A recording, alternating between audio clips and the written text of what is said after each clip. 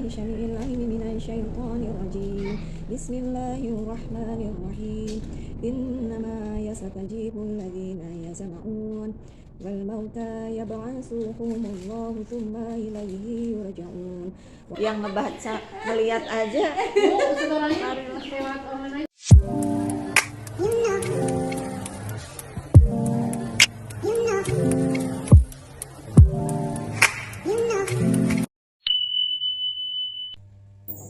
Assalamualaikum warahmatullahi wabarakatuh. Masya Allah, tabarakallah.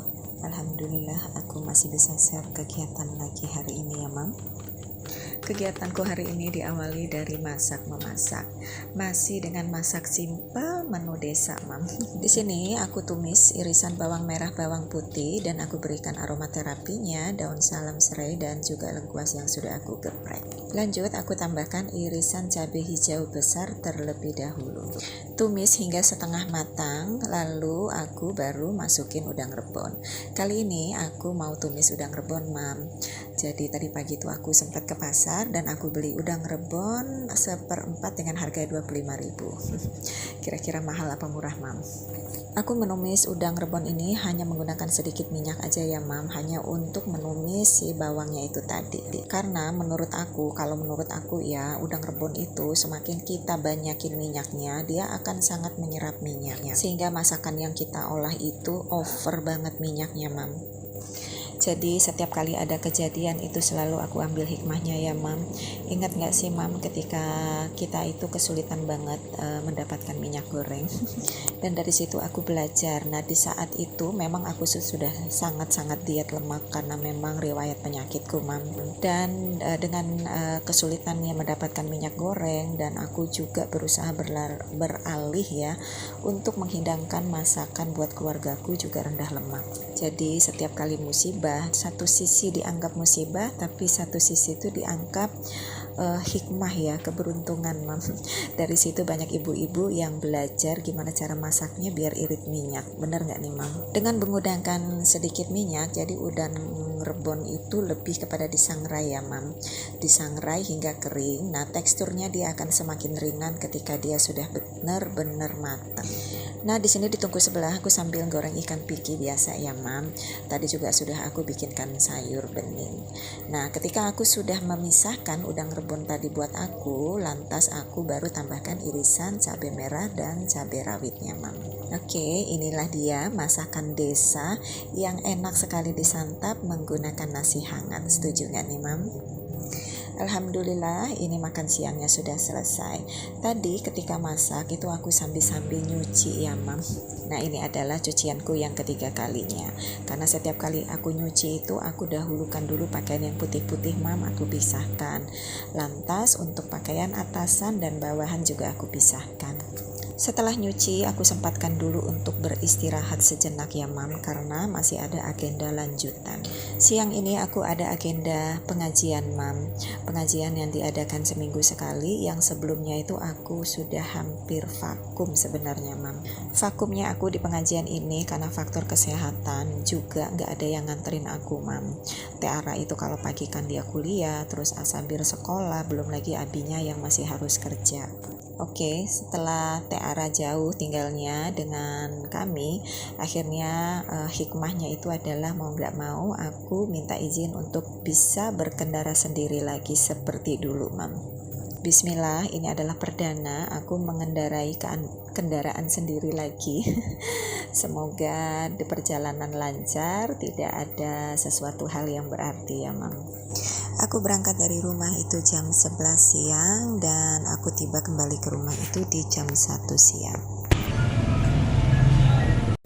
Sebenarnya pengajian ini kan seminggu sekali ya Mam, tapi kalau benar-benar tidak diagendakan dan benar-benar tidak niat, itu akan sulit sekali menyediakan waktu.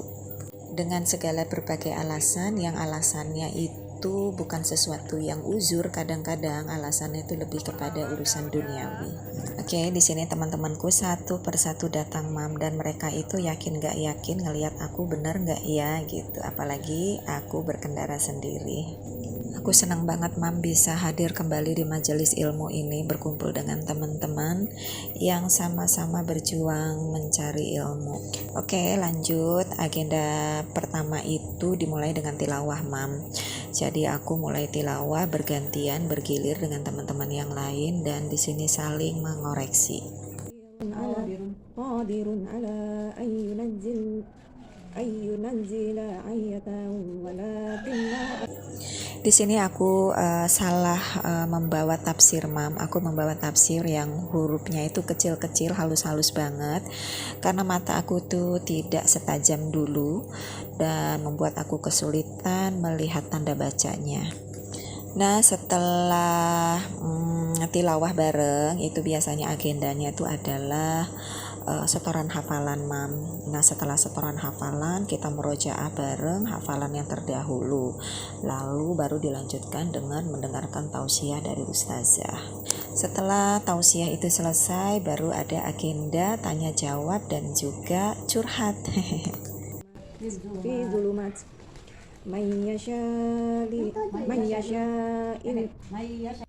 Aku suka cemburu sama teman-temanku yang lain Mam. Mereka itu adalah ibu-ibu yang produktif. Ketika mereka hadir di majelis ilmu ini, mereka suka membawa balitanya. Mereka itu membawa bukan cuma 1, 2, tapi 3 balita Mam. Dan kebayang betapa repotnya, dan mereka itu hadir di majelis ilmu ini tidak diantar. Mereka berkendara sendiri, ada yang menggunakan angkutan umum. Tapi langkah kaki mereka tuh luar biasa ringan Mam. Meskipun repot dilihat orang, tapi azam yang mereka punya itu membuat langkah mereka tuh ringan gitu. Tidak seperti aku. Dan melihat teman-temanku itu flashback ke masa lalu aku ya Mam. Ketika anak-anakku kecil juga aku melakukan hal yang sama.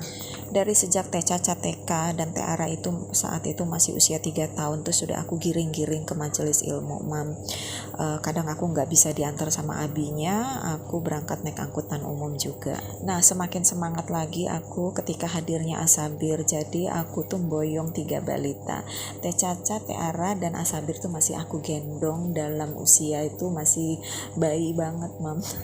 Semangat seperti itulah yang mau aku tumbuhkan kembali Mam di usiaku yang tidak lagi muda. Aku harap semangatku tuh tidak malah luntur, malah membara ya. Secara memang anak-anakku udah dewasa, aku gak direpotkan dengan ngurusin balita, tapi semangatku malah jauh lebih kendur gitu Mam.